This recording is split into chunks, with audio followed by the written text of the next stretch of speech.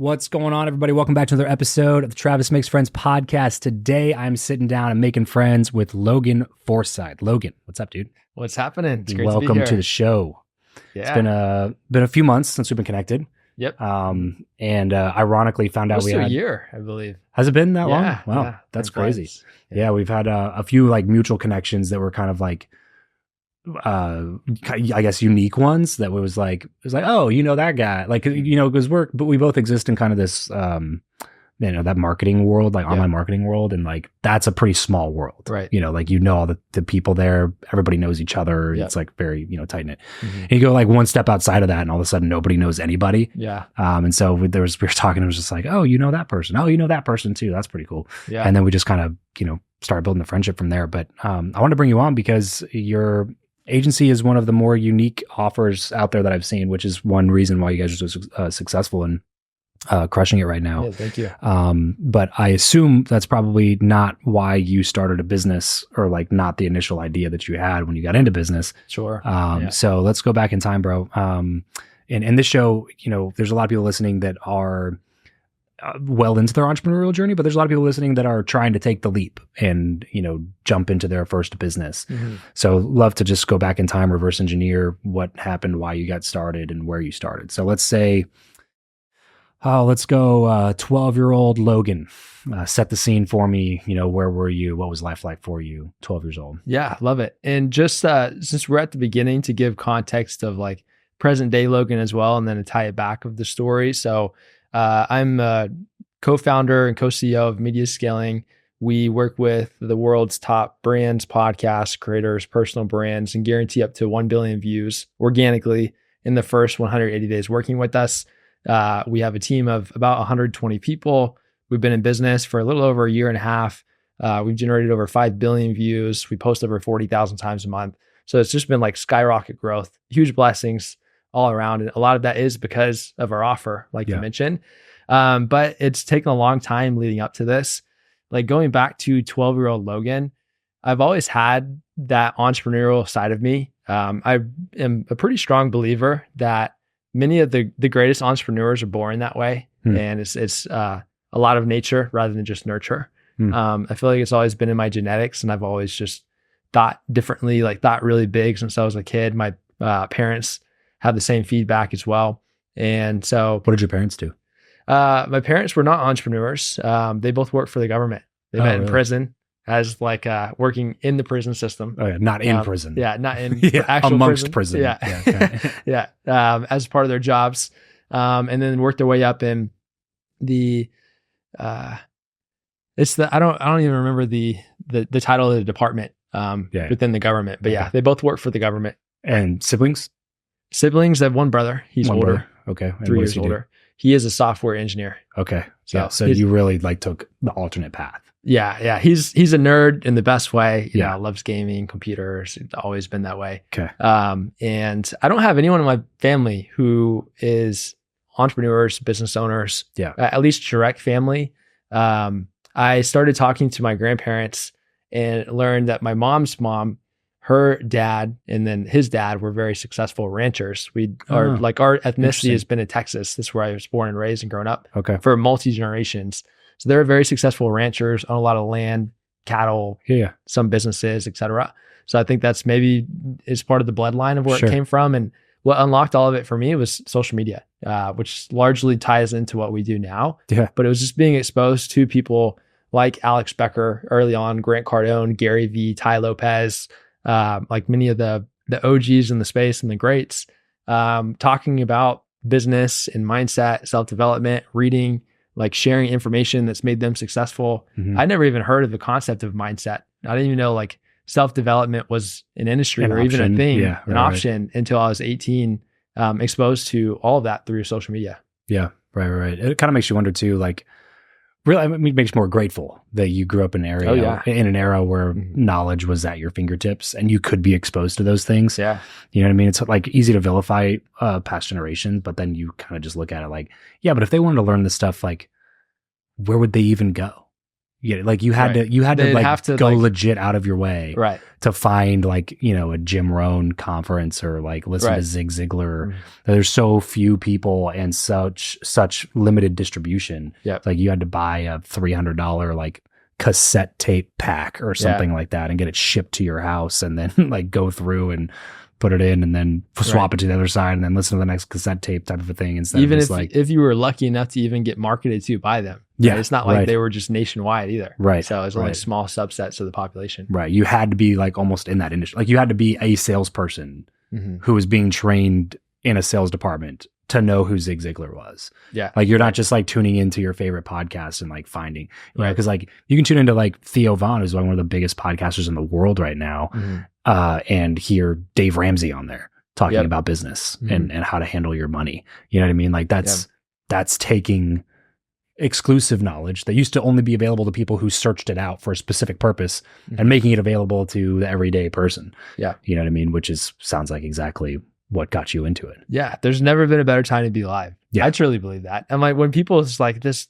world is so crazy, it's so bad. I'm like, do you understand history? Right. If you look back 100 years ago and every like time period prior to that as well. It's a crazy thing to say. Do you understand the difference between then and now? It's like, there's never been a better time to be alive. The access to information is incredible. It's only accelerating and there's so much power in that. That's why people are becoming millionaires at faster rates at younger ages than ever before. And it's only going to continue on that trend. Like opportunity has never been bigger. Yeah. Right. No, that's just a bad way to look at the world, you know? Right. And it happens in every generation. There's always people that are just going to look at everything going on and be like, it used to be better. Yep. It's like, no, it didn't. It's actually never been better than this. And it's only continuing to get better. Yeah. Like you would go back there for like 6 months and then be like, you know what? I actually kind of miss my phone. Like, you know what happened to Netflix? You know what I mean? Like, oh, I have to go like rent a VHS tape and put it in this like VCR. You know what I mean? Like it's way better. Yeah. Food. It's like I used to have to call and like go pick it up. Now it's on a few clicks on my phone. DoorDash is delivering 20 minutes later. Right. Like some of the best food in town too. Yeah. And so let's go back to growing up. So you said you were always entrepreneurial. Did that come out during junior high school? Like, were you like selling stuff, like hawking things, doing businesses or? Looking back on it, it did. In some subtle ways, like when I was young, like 12 years old, I would, like go through the neighborhood, wash some cars to make some money. To credit with my parents, they had a really good system that has stuck with me to where when I was a kid, they knew I liked making money. And so we had like a sheet in the kitchen and it's just, if I did any chore, I would get $1. So it's like, I wash the dishes, I get $1. I clean the baseboards, I get $1. I vacuum, I get $1. Do the laundry, I get $1, so on and so forth. So they built, they just showed me the value of working for money. Right. And when I was a kid, like I loved making money. So I would do chores all the time, like voluntarily, just so I'm like marking off $1. When I was young. And so that helped build my work ethic.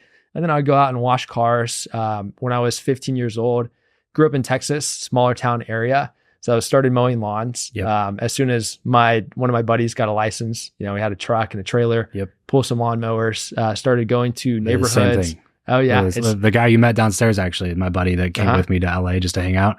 We did landscaping together when I got my truck, when I turned 16. Nice. Yeah. I had my license. There you go. Threw the lawnmower in the back and just started mowing lawns, putting in sod jobs, like doing sod jobs, putting in sprinklers, all that stuff. Yeah. It's great money when you're that age. Oh, dude, totally. Yeah. Like when you're that age, if you have any money, like I had a bank account.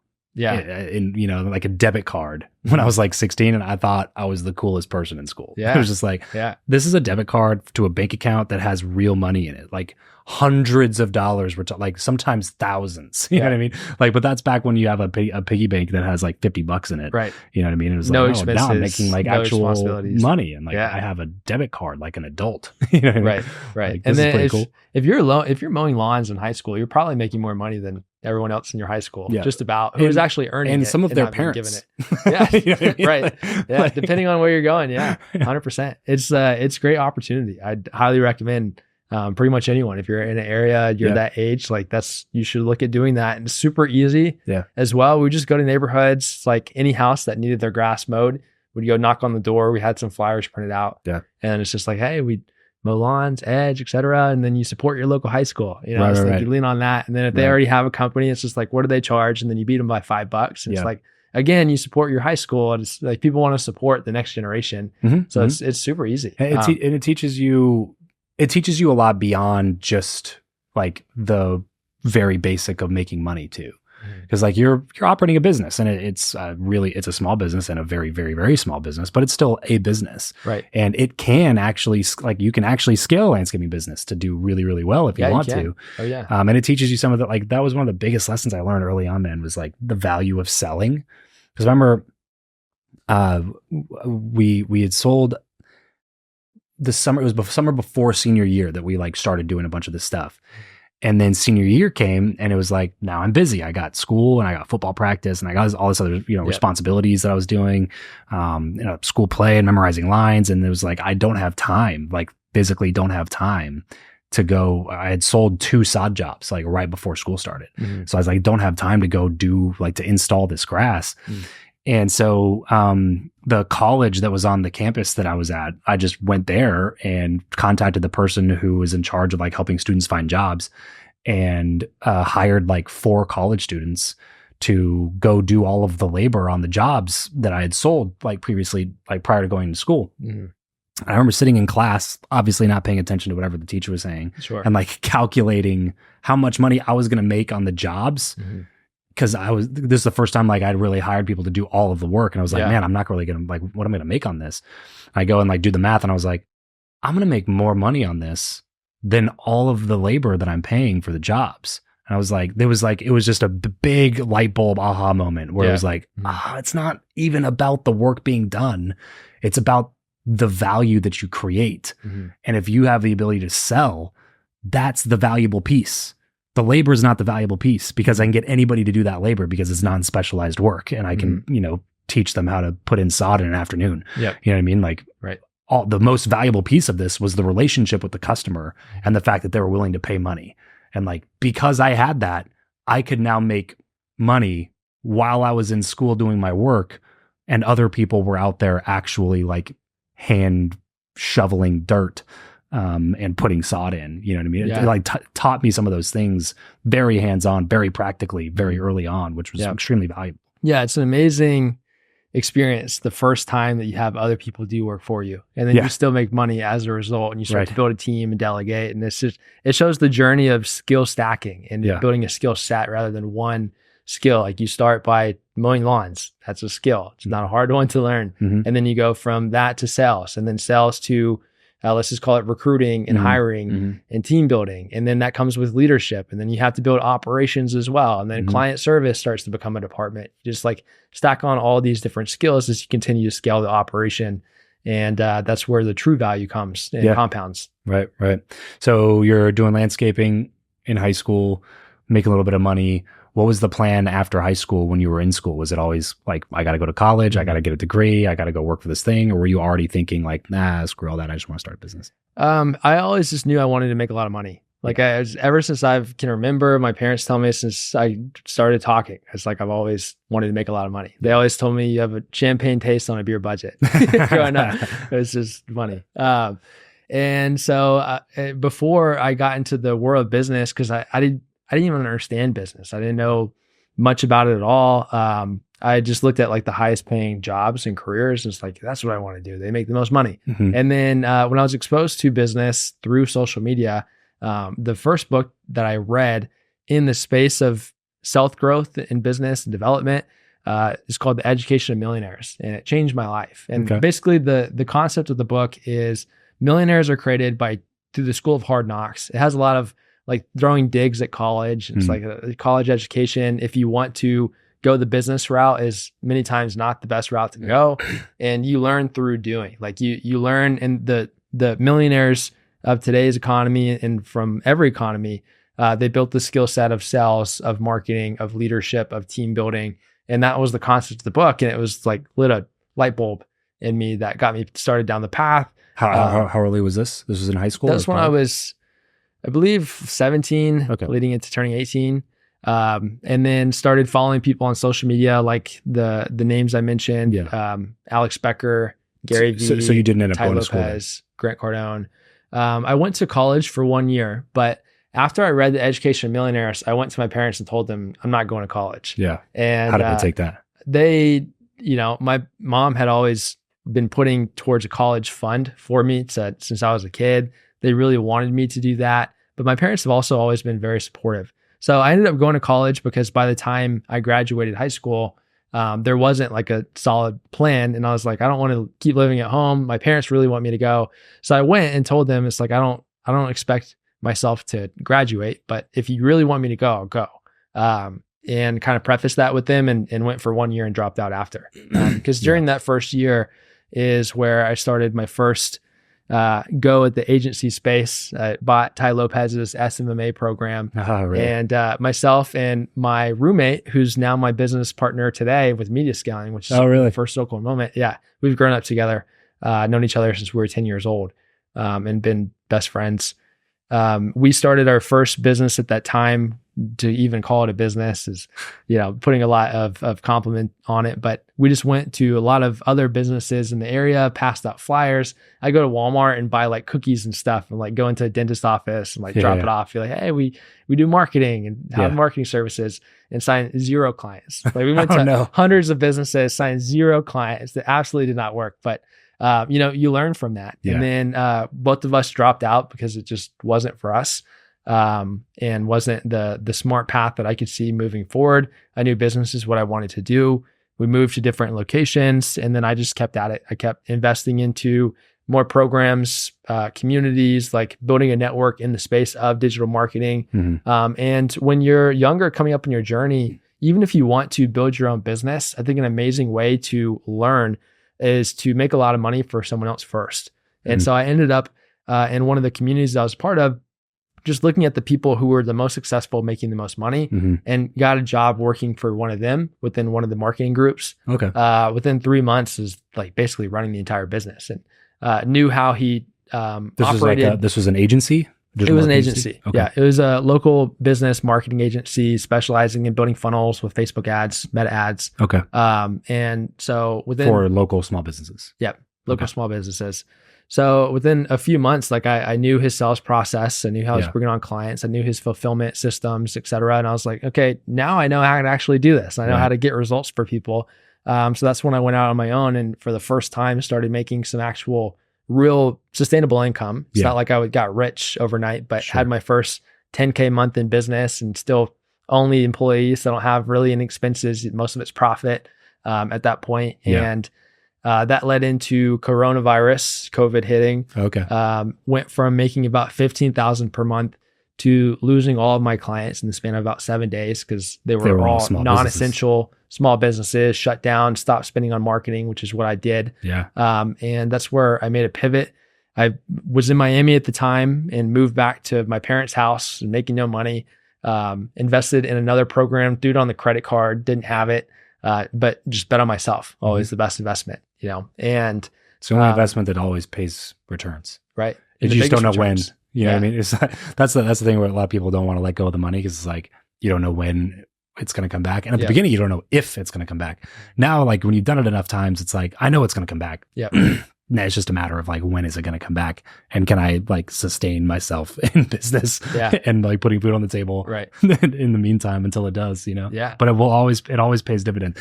You know what I found, dude, is like, even the programs or whatever that haven't worked out or they didn't fulfill the promise that I thought that they were going to fulfill or whatever.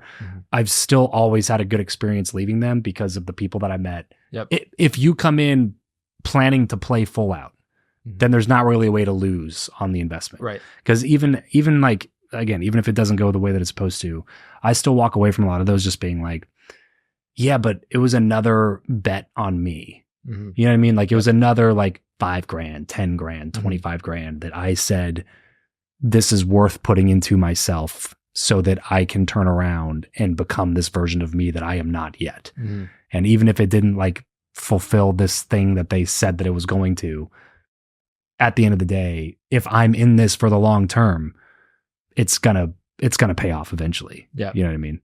Yeah, 100%. And a lot of the time is if you're in your earlier stages and you invest in a program, you're probably not going to make money because it requires many different skill sets rather than just one, right? Right. And it takes time to learn that. Like to really build a business, it goes back to what we talked about. You have to learn sales and marketing and recruiting and team building and leadership and customer service, operations in general.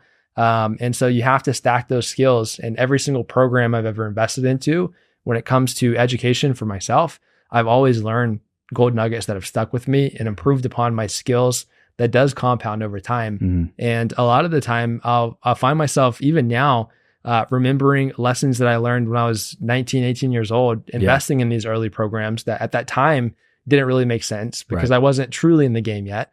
But now it makes complete sense and it sticks with you, you know? So always an amazing investment to make, but so that's been huge to my journey. Yeah. So I cut you off. Yeah. So you said you moved back in with your parents, you invested into another program and then continue this story from there. Yeah. So pivoted, started working with general contractors, and the offer was, I'll generate you 30 kitchen and bath renovations and remodels in the next 30 days, or you get your money back, plus I'll pay you $1,000.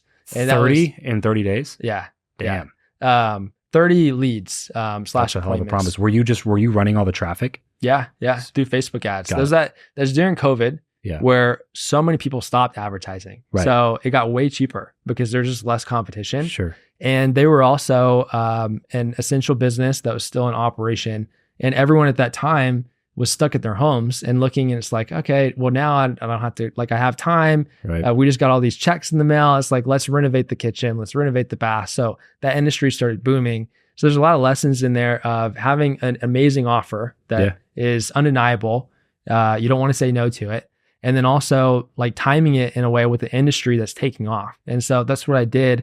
And it just hit like really quickly. Okay. And went to the point to where I was running the agency, and within the course of the first 2 months that I made that pivot and started working with general contractors, like my calendar was completely stacked. I quickly went to about 25,000 per month in recurring revenue. I was selling 2,500 per month packages at that time. And there's a lot of growth opportunity, but then were you doing all the work as well? Oh yeah. But it was one offer, one fulfillment system for one avatar. So it was highly scalable. Yeah, very duplicatable. Like like the funnel, basically you just had to change the branding to match theirs and then set it back up. It took me an hour to onboard and launch with a new client because it was the same funnel, just copy it over, like put their logo, etc. on it, some images. And then the same ads, just different local radius. Like local business radius ads are super simple to run as well. So it was highly scalable in a lot of those ways, which is why I was still able to do that much by myself to that point. How are you getting the clients? A lot of direct outreach and Facebook ads. Okay. So you're just saying like direct general contractors who need clients, come check this out, basically. Yep. At that time, the softwares have changed. The top cold email outreach software that I'm aware of today is instantly.ai. Okay. It's made it stupid simple. It wasn't that simple in 2020. But yeah, it was a lot of cold emails. I was sending somewhere between 20 to 30,000 a month to direct general contractors, and then running a couple thousand in Facebook ads per month. And that was pretty much 50-50 of the pipeline that was generated. I had a demo presentation, like a slide deck that I'd take them through over Zoom for the sales process. It worked really well. And that's how that started to work. And then a few months into that process, through mutual connections, I had an opportunity that came up out of nowhere that was too good to say no to. And so Jason Capital, who has taken a break from content, but was very big at that time, I got connected with him through Spencer, who's my current business partner. He was Jason's head of marketing. And Jason connected with Manny Koshbin, who also has a large personal brand. He's known for his world-class car collection, has made a lot of money, bought and sold more than $1 billion in commercial real estate. Yeah. And Manny Koshbin was looking for someone to build and scale his consulting company, teaching others how to invest and build portfolios in commercial real estate. So I ended up getting connected with him and saw it as an amazing opportunity to work with someone to Manny's caliber. That was the first time I'd ever gotten connected with someone at that stage and level. Right. So I jumped and took it, partnered with someone who took over my agency operations, and unfortunately didn't continue to work out longer term, but was optimistic for it at that time. And then started working with Manny, building his consulting company. No shit. Okay. And that's what moved me from Texas to Irvine or Orange County, California. Yeah, because he's SoCal. Yeah. He's based in Irvine and Newport Beach. And so worked with him out of the office, around the cars, et That's cetera, awesome. for a couple years. Amazing, incredible experience. Yeah, just learning directly from him. Yeah. That's pretty cool. Learning directly from him, and then being exposed to his network, his way of thinking. Yeah. Numbers were significantly bigger. He already had millions of followers and subscribers when I went into that position. And so was able to learn so much on the content, social side as well. And then also what people look for when you're in that spot of growing a business, a consulting business, if you're in the info space, or just growing a business from your socials in general. What was amazing about that opportunity was Manny gave me a lot of autonomy to where it always felt like it was my business. I was able to make you were in charge of the program. Yes. Like the whole, like Manny Koshpin's info product program was like all under that was the kingdom that you sat over, basically. And he gave you the freedom to be able to like move freely within that context. 100%. Yeah. That's super cool. It was amazing. Yeah. He basically was just like, hey, I'm here to help, be a resource for you. Tell me what you need me to do. So I would write a lot of scripts for him, and for the ads, for content, for VSL videos, et cetera. And then he let me make all the hiring decisions. That was the first time I built a sales team through him. By the time I left, we had a team of about 12 people on the sales side. Okay. We had a few people on the customer service department. We had a marketing team, started hiring agencies. Like total, we were at a team of about 20, 25 people in that range. By the time I left and started my next opportunity.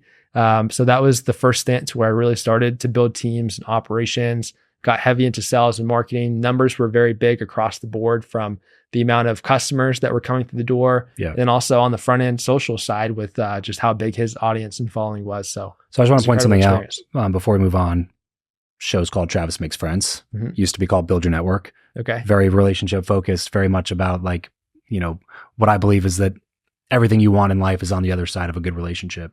Yeah. And just so far, the way we've been talking is like, you've already brought up like 12 people's names who had like direct impact in the amount of success you've been able to have.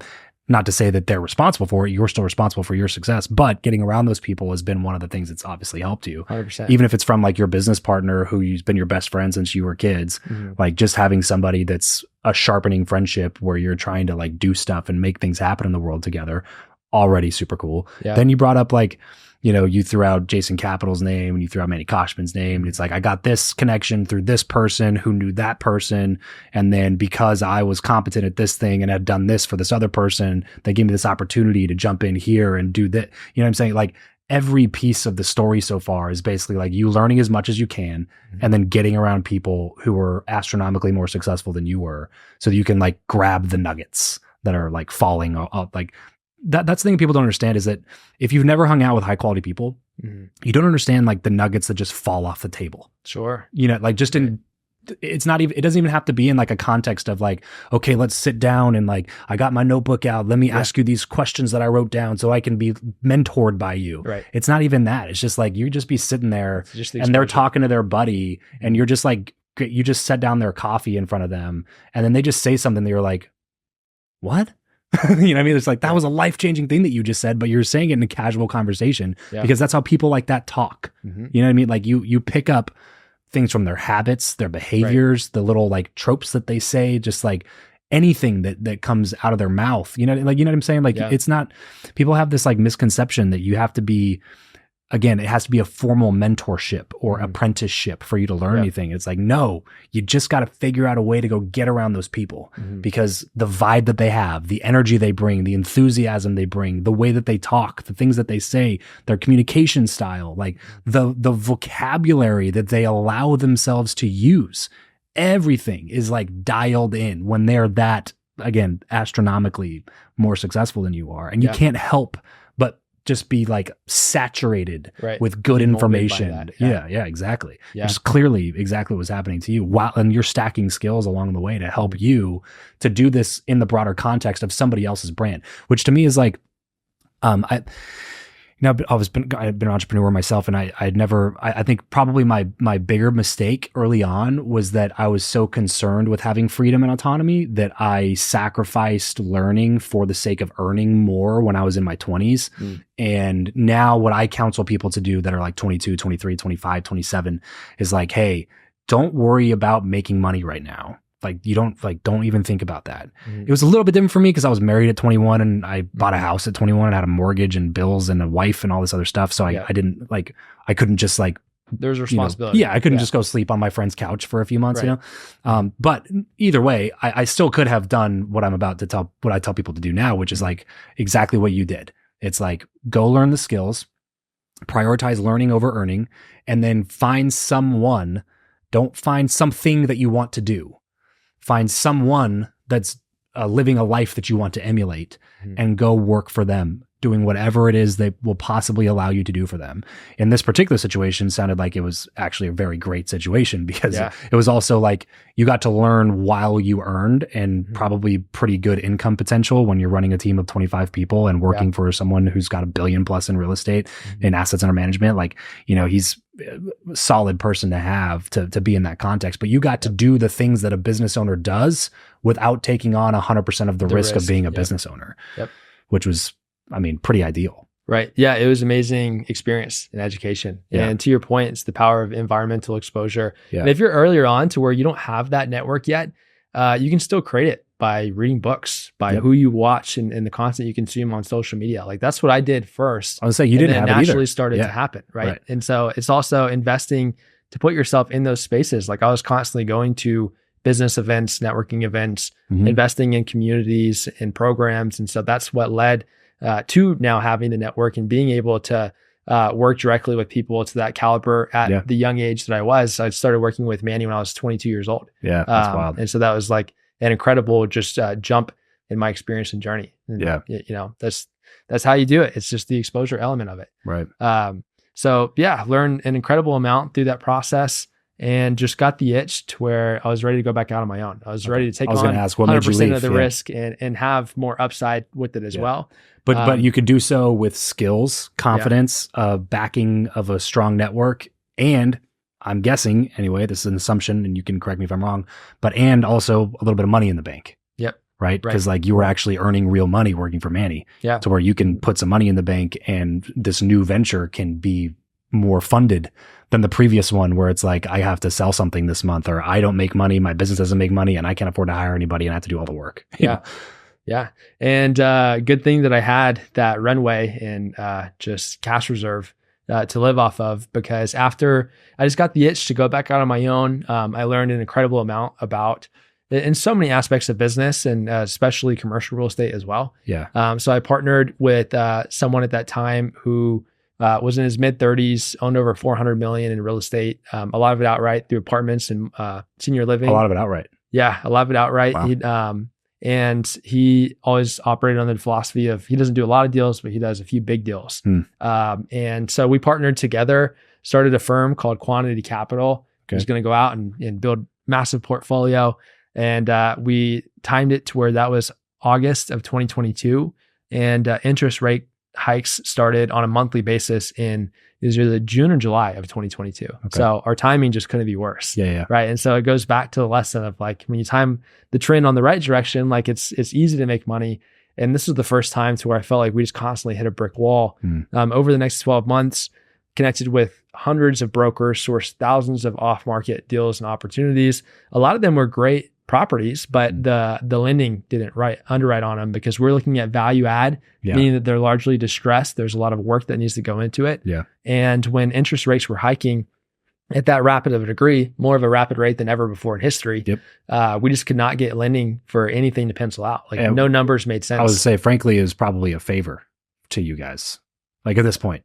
In a way, keeping you out of that, I'm saying, and then pushing you into the direction you ended up going in. Right. Like if you just would have bit down and been like, no, I'm going to make this real estate thing work.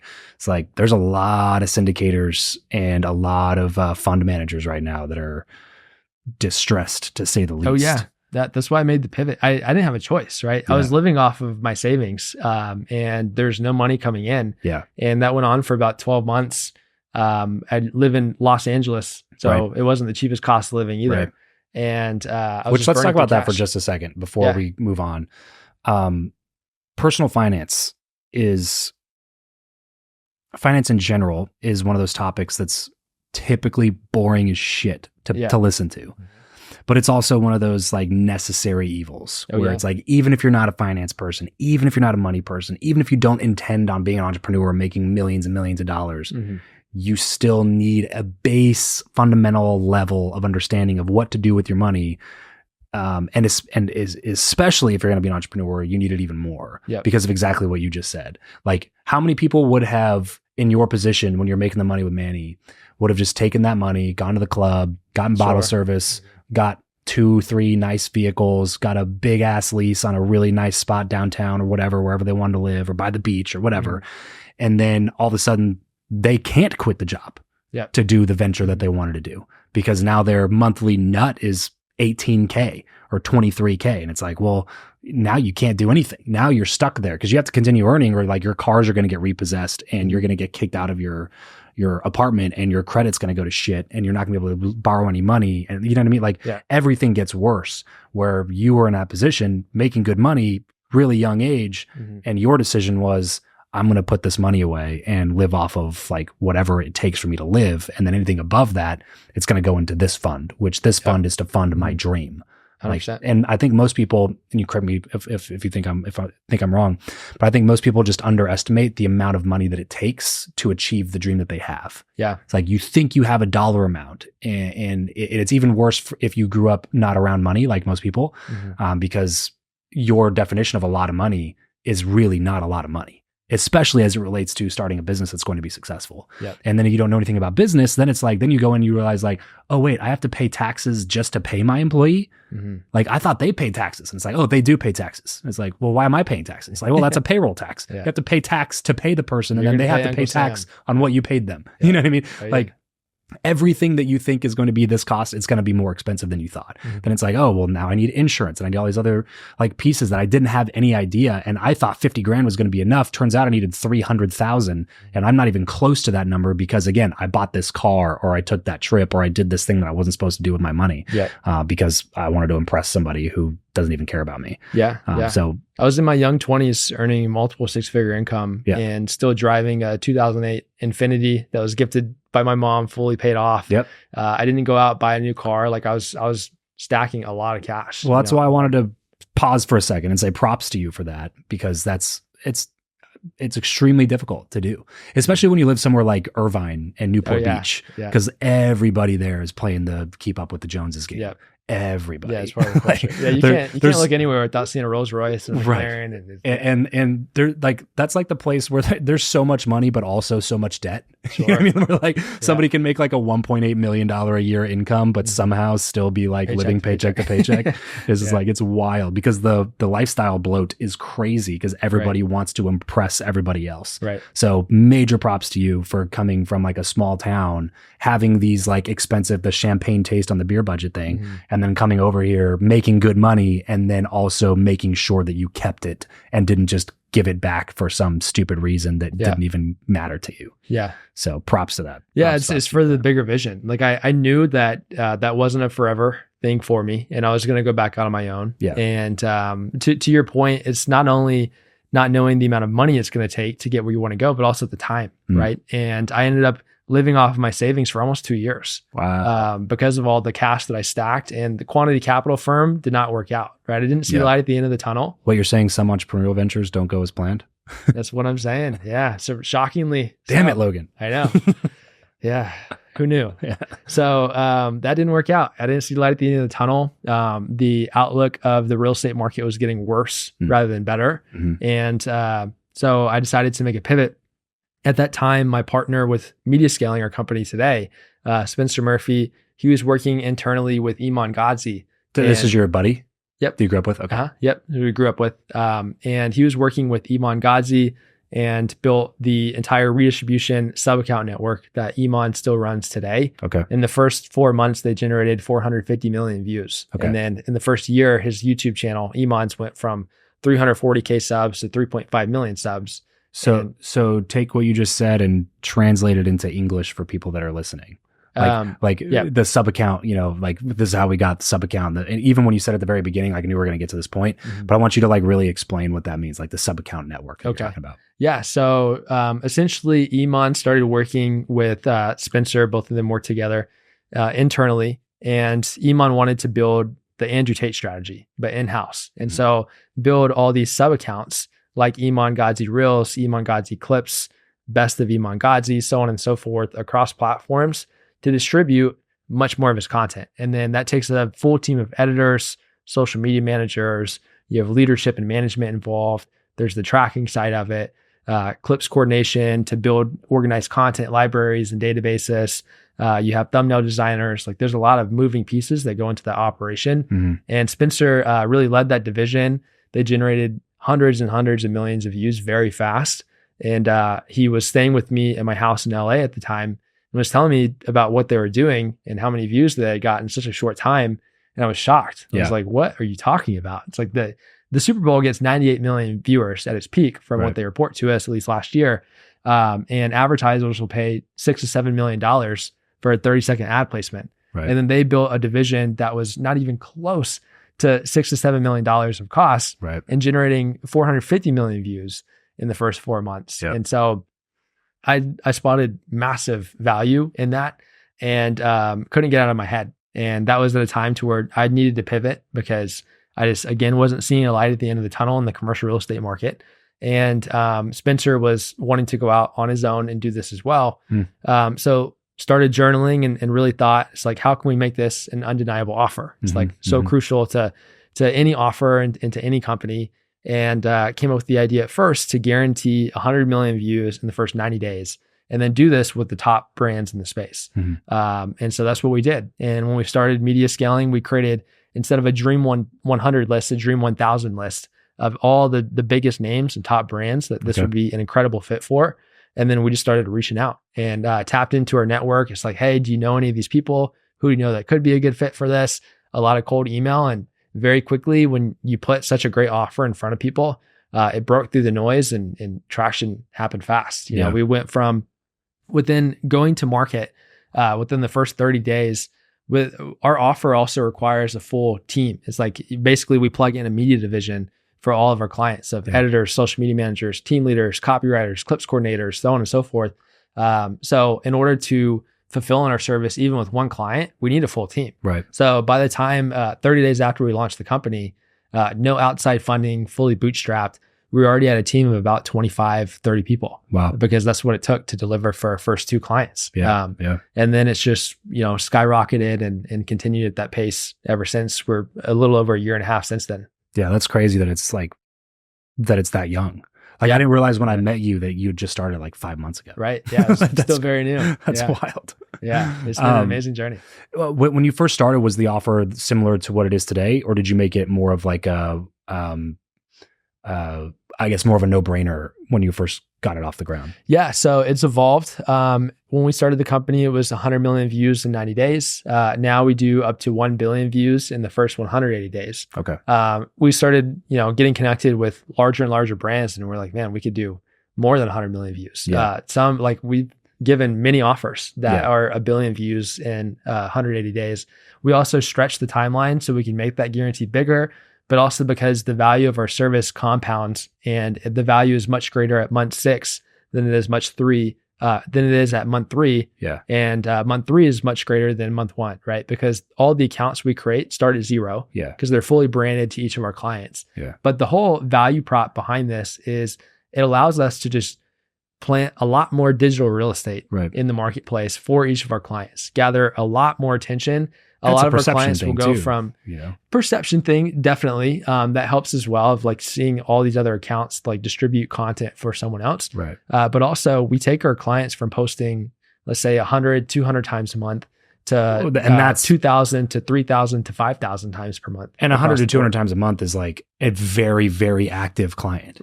Like which most people are posting 12 times a month. You know what I mean? And then being like, why am I not viral yet? But yeah, so you're taking somebody who's doing what they should be doing, which is 150, 200 posts a month.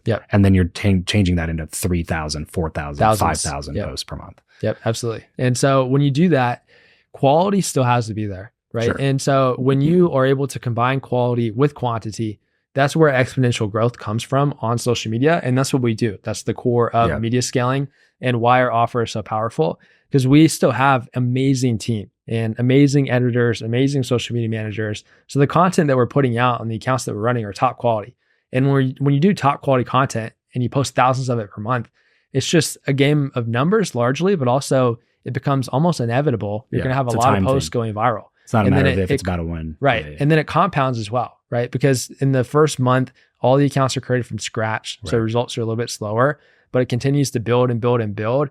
And by 3-6 months in, like we're generating with most of our clients anywhere from tens to hundreds of millions of views per month. And their audience is growing hundreds of thousands per month across the board, across platforms. They're omnipresent. They're everywhere, getting in front of way more people.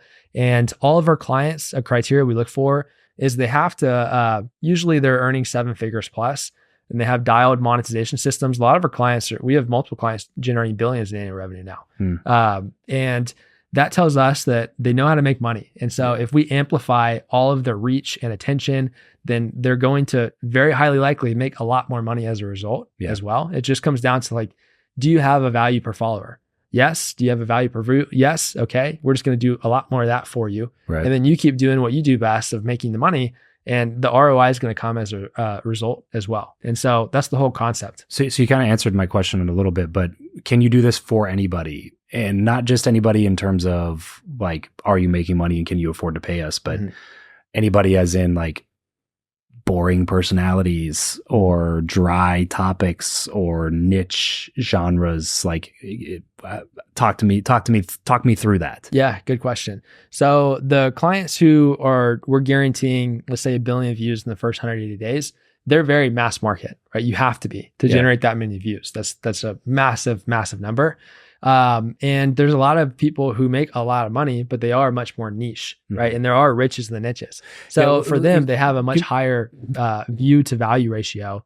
And so it's not about as many views, it's just about getting more of the right views as well. And so we're going to give give me an example. Like, you have like mass market. Do you mean like, would teaching real estate investing be mass market to you, or would that be niche? That'd be niche. That's still niche. And so what would be an example of mass market? Mass market is like on comedy on the biz op side, it can still be like sales is more applicable to like teaching basically sales. The workforce, right? Sure. Yeah. Biz op meaning business opportunity, like teaching and make money skill set. Health, fitness, doctors are mass market. They usually have a niche of like the age range they talk to. Comedy is 100% mass market. Yeah. Like that's as big as it gets. Yeah. Because there's very few comics that can afford to work with you guys though, I assume. Right. Yeah. There's very few because it takes a full team, right? So there's a lot of operating costs that goes into our service. Yeah. But if you have a great offer in place, and then we generate comedians, it's hard not to generate hundreds of millions of views. It's just they don't have anywhere to put the views. Well, if they do have an offer, like we have some clients in the comedy space, and they've made a ton of money because they have an offer to send people to still. That's really at the end of the day, you need an offer that's scalable. Are they offers about comedy? Patreon is a big part. And then also like brand deals and sponsorships. That's usually, if we're working with more of the creator entertainment side, the main ways that they will make money is through brand deals and sponsorships, AdSense, and then a platform like Patreon. And I mean, you can make a multiple 7, reaching up to 8-figure income, or at least revenue base with those platforms alone. And is it something that you guys are doing specifically to promote that during the clips? Or is it more just like, you leave the link in your bio to Patreon and we're going to drive a bunch of traffic to it? It's a mix of both. Like we now have worked with a lot of clients in a lot of different industries, all of which are doing 7, 8, 9, 10 figures. And we largely learn what they do that works the best for them through that relationship and through working with them. And so it's been an incredible experience of a lot of crossover. We're like, hey, our client over here did this. Let's do this for you as well. And it works really well. So we provide a lot of consultative value to each of our clients also. On top of just generating all this massive views and reach for them, we want to help lead them to that turning into more leads and more sales. And so on the consultative side, we'll tell them like, hey, let's tweak this in your long form content. Let's place a CTA here and another ad placement here. Let's change the copy in your description to this. Your landing page has this. Like we'll give people copy advice and make tweaks along those lines as well. Yeah. We do rev share deals with some of our clients where that's something that they're open to doing. And that's where I'll be more involved. We have a marketing director on our team who's like very involved with our clients on the rev share side. And it's like, we basically are your business partner at that point. Like we want you to make as much money as possible, so we make more money as well. So we'll really deeply dive into that when we do have a rev share with the clients. How many clients do you guys have now? We're about 20. I don't know the exact number. I think it's like 18 or 19. Okay. Right under. But then you've also built some info products from last time we talked anyway, because you can't work with everybody. Right? Yeah. So we have a consulting program as well called Short Form Mastery. And it's really for people who are new to content, which a lot of people in that bucket still come to us. Okay. And they're just unfortunately not a fit yet for done-for-free service. Because they don't have the team, the experience, the systems, the content, database, library. A lot of time they do have the money. Okay. But they don't have any of those other components. So we still need to help them get there first. And so that's why we put that together, because there's a lot of demand coming in from us and we're just turning people away. Sure. So we do have a consulting program now, and we just basically give them our internal training for each position, editing training, social media training, like account management, production side, a lot of viral hooks, like just how to create effective content that's going to get you in front of more of the right people, your ideal client avatar, that's going to lead to more leads and sales. All that's there on the curriculum piece. Then it comes with monthly or weekly coaching that I typically run those calls every week. And then there's a community aspect to it as well. So you build your network. Pretty much anyone who is a business owner and is new to content or started, but still in early stages and just want to get dialed, want to become omnipresent, and want to do so in a way to where it's systemized, to where the whole concept is you can turn 3 to 6 hours of filming per month into 400 plus posts per month and be omnipresent across the board. Like we have the systems to do so at a much larger scale. So when you do that at the entry level, it's really not hard. Like I don't, outside of like doing a few podcasts like this for my content, doing hundreds and hundreds of posts per month, and I barely put time into it. It's like a few hours per month that goes into it. It's just more the posting schedule and editing. But we have a team that does that for us. Sure. So like I don't do any of that. Like my involvement is just really like the filming side. I'll do some podcasts. Sometimes I'll do some direct to camera content in my own studio. And then the team and the systems take over the rest. If somebody were going to come into the consulting program and then build out their own little internal team to do all this posting and stuff for them, even if they weren't getting up to whatever, 3,000 a month, if they just get into 300, 400, how much do you think it would cost them to hire the team to fulfill the work that would be taught inside of your program? It can just vary depending on what level you want to take it. Right? Like you can, at the highest level, you want to bring in a creative director who's going to like make all of your content pristine across the board, like top level production. You're going to need even higher quality editors as well. Like that'll take you to 10, 15,000 a month. But we really focus on when you're at the entry level, it's like, let's get you started. Let's get the systems in place. Let's get a team in place who's still going to create great edits for you. Are they going to be the best edit in the world that you've ever seen? Not at the start, probably, because that largely is on you as well. You have to like build the skill set to it. But they're still going to be a really great edits. It's going to get you in front of a lot of your client avatar. And so that cost is generally around $2,000 a month to have someone who's editing for you and also posting all the content for you. And then either you or an additional team member can be involved in more so reviewing the content and just making sure everything looks as you want it to. Second set of eyes on what's being put out. But around $2,000 a month. And then if you're not even there yet, we have enough data. We track everything. And again, we post over 40,000 times a month. We have enough data to show that third-party scheduling tools produce less results. Like just the average view per video, the performance is just lower overall. There's some, hypothesis that goes into it, and theory that goes into it. But the reality is all the platforms, the third-party tools are missing features as well. And you want to be utilizing the platform's features to its fullest. And when we've tested this ourselves, and we even have connected with plenty of other large creators who have tested this internally, to where there's even a difference of posting on the mobile platform versus desktop. Because at the end of the day, like the interface is different on the back end, and most people are on their phone on social media as well. So there's more emphasis put towards it. It sounds silly. It sounds like that's probably not the case, but data shows that is So the it's case. better to post on mobile. So it is better to post on mobile in the native platform. But if you're not there yet, But don't let that be what holds you back from posting, right? If you're at a place to where you can't build a team yet, it's still really easy to batch your content. Maybe you spend 3 to 4 hours of filming per month. You can do it with like an iPhone setup. If you just know how to create good lighting, you have a backdrop that's professional, a newer iPhone, like you're good to go from there. Yeah. You can batch content, and within 3-4 hours, you can knock out 30 to 60 clips. And then maybe you don't have the team to do this yet. I mean, the editing tools have gotten so just like simple if you were just using like submagic.co or CapCut that just auto generates the captions. That wasn't even here 2 years ago. Now you can. Captions AI. If you're a business owner, Captions AI is another one. Then you can do all this yourself. It's going to take a little bit more time, but you could film and then you could throw it in. The edit is going to be basic. They're not going to be great, but it's going to be better than nothing, right? It's going to get you started. It's going to start building your audience. You're going to start growing. It's going to start maturing the account leads, too. Maturing the account. Like there's a lot of benefits that come from that. And doing 30 to 60 clips with these auto-generated tools takes another, few hours. And then you can upload all of them into a scheduler, and that takes a couple hours.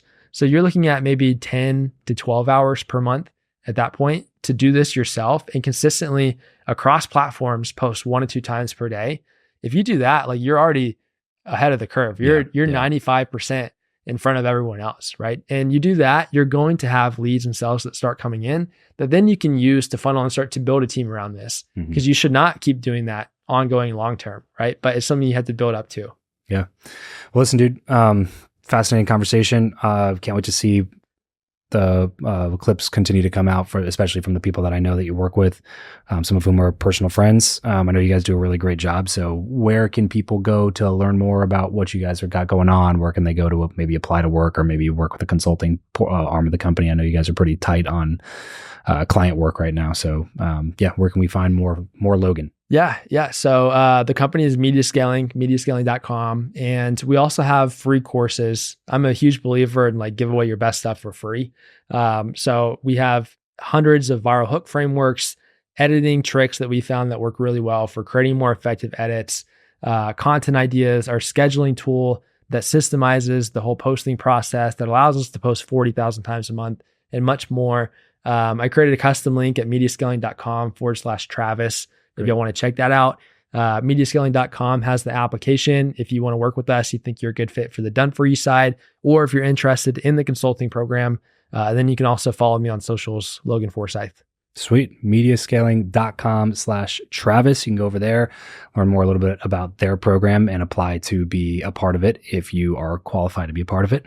And then go check out some of Logan's stuff. Like he is somebody who practices what he preaches, and he gives away a lot of his best stuff for free. So go follow him on whatever social platform's your favorite one. Tell him you heard about him here on the show. Logan, thanks for coming on, man. I appreciate you. Everybody else, remember, as always, leave every relationship better than you found it. Catch you on the next episode. Peace out.